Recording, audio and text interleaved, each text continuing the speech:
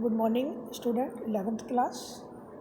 जैसा कि आप कल पहली वीडियो में पढ़ चुके हैं, चैप्टर था गलता लोहा। उसी का ही आगे जो पार्ट है मैं उसे एक्सप्लेन कर रही हूँ, ध्यान से सुनेंगे आप लोग। मोहन ने जब वो छात्रवृत्ति पाई तो उसके पिता को वंशीधर को यह सोचने लगे कि क्यों ना हम अपने बच्चे को बाहर भेजकर कोई बड़ा व्यक्ति बनाएं। इसी की लालसा के अनुसार उन्होंने अपने पड़ोसी के साथ अपने बच्चे को भेज दिया और पढ़ाई के लिए लखनऊ। तो इसे आगे अब मैं बताऊंगी आपको उसके विषय में। वे कभी परिवार का पूरा पेट नहीं भर पाए, कौन? वंशीधर। इसी कारण से उन्होंने अपने बच्चे के विषय में सोचा कि क्यों ना मैं इसे बाहर अच्छी पढ़ाई कराऊं, क्योंकि मोहन पढ़ने में बहुत अच्छे थे। इसीलिए उसने अपने पड़ोसी के जो लखनऊ रहते थे उनके साथ भेज दिया, जो कि मैं आपको पहली वीडियो में बता भी चुकी हूँ।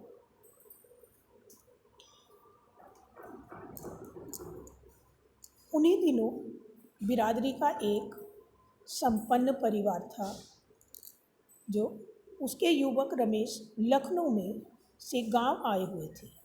उससे वंशीधर से ने मोहन की पढ़ाई के विषय में बात की और चिंता व्यक्त की कि मैं यह नदी के पार उस तरह से पढ़ने के लिए जाता है तो उसे बहुत सारी समस्याओं का सामना करना पड़ता है, तो क्यों ना रमेश अपने साथ उसे ले जाए और वहीं शहर में जाकर पढ़ाई करवाए। उसके घर में एक बढ़ने से कोई अंतर नहीं पड़ता। किसने कहा? रमेश ने कहा कि कोई बात नहीं, कोई एक प्राणी बढ़ भी जाए तो मुझे कोई फ़र्क नहीं पड़ता। वंशीधर को रमेश के रूप में जैसे कि भगवान मिल गया था। उसने रमेश को भगवान समझकर कि मेरे बच्चे की पढ़ाई आगे जारी रहेगी, यह सोचकर मोहन रमेश के साथ लखनऊ चला गया। यहाँ से ज़िंदगी का एक नया ही अध्याय शुरू हो गया। जैसे कि घर की महिलाओं के साथ साथ उसने गली की सभी औरतों के घर का काम उससे करवाना शुरू कर दिया ले जाकर। किसने? रमेश ने अपने साथ ले जाकर मोहन से पूरे गली मोहल्ले का भी काम करवाना शुरू कर दिया। मोहन भी यह बात समझता था कि यह सुनकर उसे समीप के सामान्य स्कूल में दाखिला करा दिया, और जब उसने अपनी पढ़ाई के लिए कहा तो उसे एक बराबर में जो सरकारी कोई स्कूल था उसमें उसका एडमिशन करा दिया। अब उसके बाद में जो उसके मोहन के साथ जो घटना घटित हुई, अब जैसे घर का वह सारा काम करता और फिर उसके साथ साथ वो पढ़ाई भी करता था। अपनी जैसे कि उसकी कोई पहचान ही नहीं थी। कारों के बोझ में वे नए वातावरण के कारण इतना उसमें उसी का होकर रह गया था कि जैसे अब वह उसका अपना कोई औचित्य ही नहीं था, ना पढ़ाई के विषय में ना किसी और विषय में। गर्मी की छुट्टियों में भी वह तभी घर जा पाता जब रमेश या उसके घर का कोई आदमी गांव जा रहा होता उनके साथ ही। अब वह गांव भी जाता तो अपने फादर से, अपने पिता से कुछ नहीं बताता। उसे अगले दर्जे की तैयारी के नाम पर या तो फिर शहर ही छोड़ दिया जाता कि रमेश यह कहकर उसे लखनऊ में ही छोड़ जाते कि अभी पढ़ाई चल रही है, जो अगले क्लास में उसे कहीं एडमिशन के लिए। मोहन ने परिस्थितियों से जैसे कि अपने समझौता कर लिया था। वह घर वालों को असलियत बताकर उन्हें दुखी नहीं करना चाहता था अपने पिता को, कि यदि मेरे पिता को असलियत का पता चलेगा तो मेरे पिता परेशान होंगे, दुखी होंगे। यह सोचकर वह उन्हें भी नहीं बताना चाहता था ये सारी बातें। 8वीं कक्षा पास करने के बाद उसे आगे पढ़ने के लिए रमेश का परिवार उत्सुक नहीं था। 8वीं तक पढ़ाने के बाद आगे उसे पढ़ाने के लिए, वहाँ रखने के लिए वह उत्सुक नहीं था कि वो यहाँ रहकर पढ़े। बेरोजगारी का तर्क देकर उसे तकनीकी स्कूल में दाखिल करा दिया गया। तकनीकी मतलब कि कुछ सीख ले, टेक्निकल। यह पहले की तरह घर व स्कूल के काम में व्यस्त रहता। वह पहले भी की तरह जैसे जब कोई घर का काम भी करता और उस काम को भी सीखता रहता। 1.5-2 वर्ष के बाद उसे कारखानों के चक्कर काटने पड़े। इधर वंशीधर को अपने बेटे के बड़े अफसर बनने की उम्मीद थी, क्योंकि उसके फादर ने उसे पिता ने पढ़ने के लिए लखनऊ इसीलिए भेजा था कि मेरा बच्चा एक दिन बड़ा आदमी बनेगा, बड़ा होकर कुछ करेगा। तो क्योंकि वह उनके पिता सपने देख रहे थे कि कोई वह बड़ा अफसर बनेगा। इधर धनराम ने भी उससे पूछा तो उसे झूठ बोल दिया गया। जब उसे वास्तविकता का पता चला तो उसे गहरा दुख हुआ कि वंशीधर उनके फादर को, उनके पिता को जब यह मालूम हुआ कि मेरे बेटे के साथ यह हुआ तो उन्हें यह जानकर बहुत कष्ट हुआ।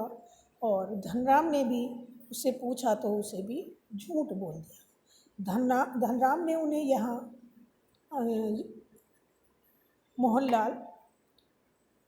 मोहनलाल बचपन से ही बड़े बुद्धिमान थे।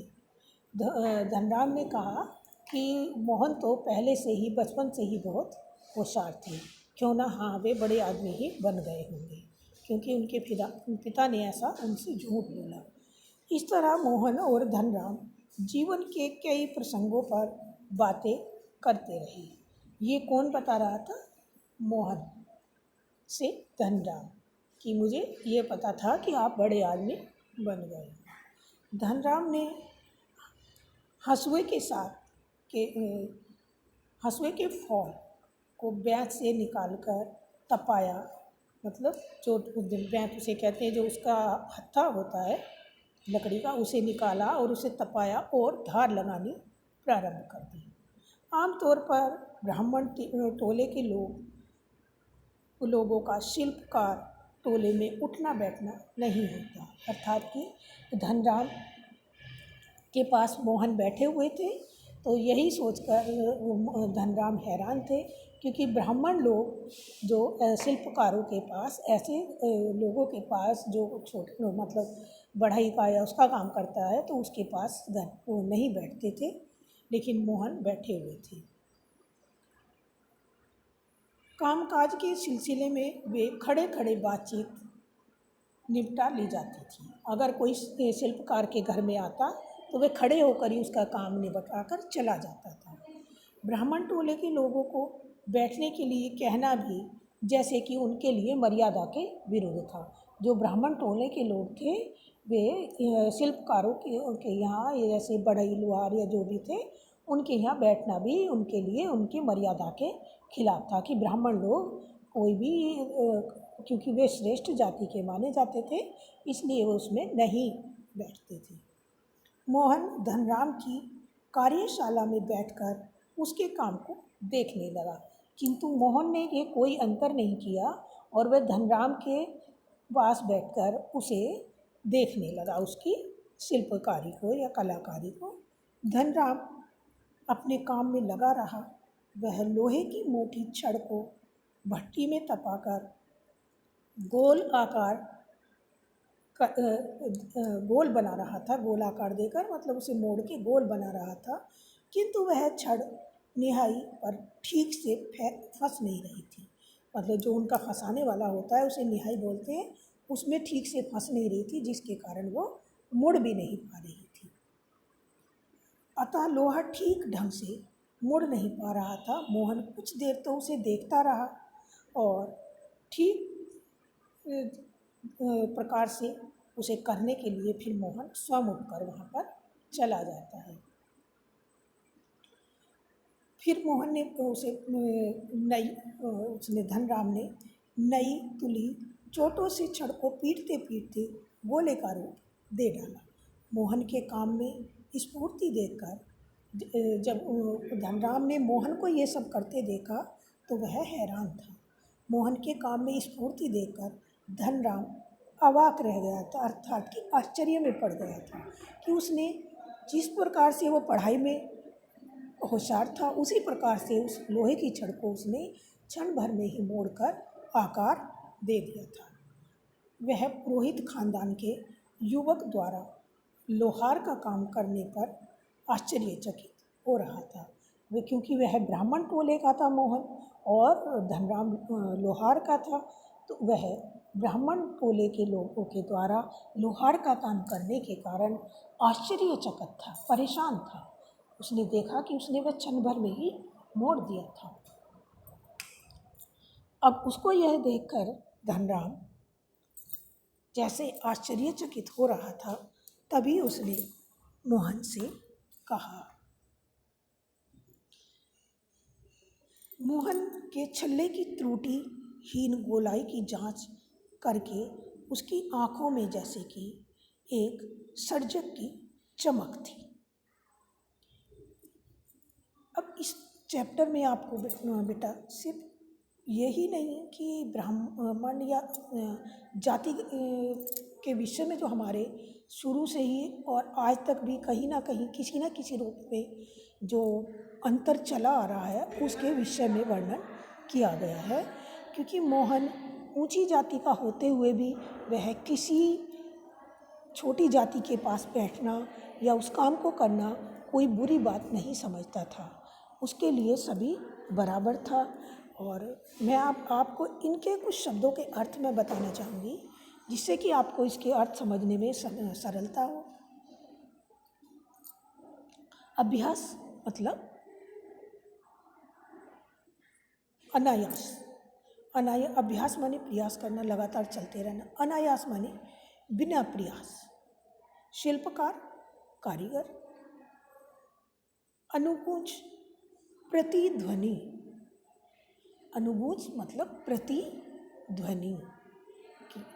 निहाई, लोहे का ठोस टुकड़ा जिस पर लोहे को रखकर, जो उनका फैला हुआ सा एक स्टैंड जैसे टाइप का होता है, पीटते हैं। ठनकता मतलब कसा हुआ, तेज स्वर, तेज आवाज। खनक आवाज।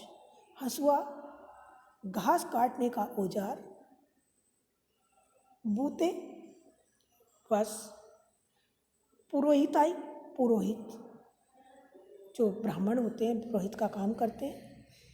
और यजमान, पूजा पाठ कराने वाला। निष्ठा, लगन, जानते होंगे आप फिर भी। संयम, नियंत्रण।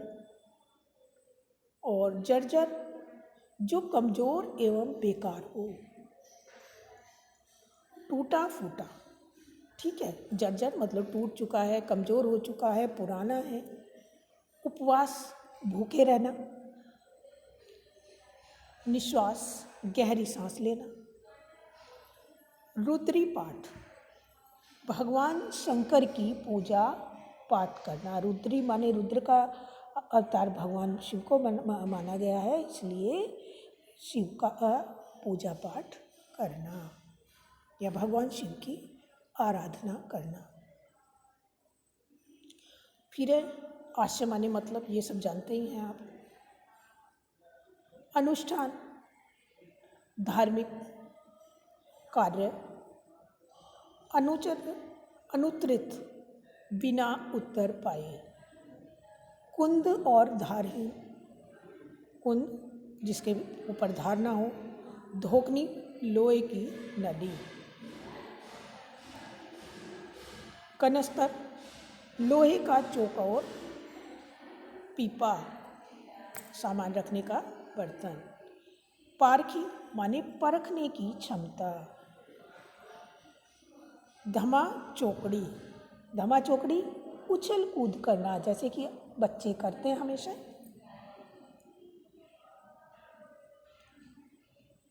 अब नेक्स्ट वीडियो में बेटा मैं आपको इसके क्वेश्चन आंसर्स बताऊंगी, ठीक है। सभी अपनी नोटबुक में क्वेश्चन आंसर अवश्य करें,